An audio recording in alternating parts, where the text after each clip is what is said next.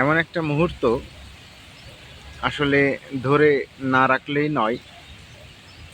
ভাদ্র মাস, ইলশাগুড়ি বৃষ্টি হচ্ছে, পাতারা অসম্ভব সবুজ হয়ে উঠেছে। আজকে রমনা পার্কে এসে আমার হাঁটতে ইচ্ছা হচ্ছিল না।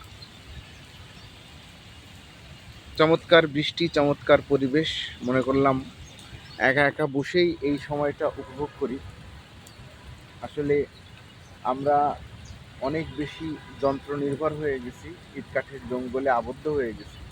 এই সময়টা থেকে নিজেদের জন্য একটুখানি সময় বের করা, মানে অকারণে প্রকৃতির সাথে বসে থাকা, সময় নষ্ট করা, কিংবা এই সময়টাকে উপভোগ করতে জানা অনেক গুরুত্বপূর্ণ একটা ব্যাপার। আমি জানি না কারা এই ভিডিওটা দেখবেন, কারা এই সময়টাকে উপভোগ করবেন। আসলে ডিভাইস দিয়ে আসলে সময়কে কিংবা প্রকৃতিটাকে উপভোগ করা যায় না। প্রকৃতিকে উপভোগ করতে গেলে সরাসরি আসতে হয়। তো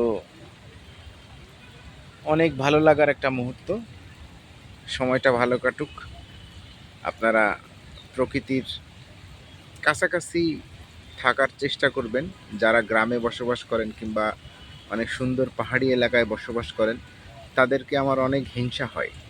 তারা না চাইতেই অনেক সুন্দর একটা পরিবেশে থাকে, উপভোগ করে, কিন্তু আমরা সাধারণত এরকম পরিবেশ পাই না।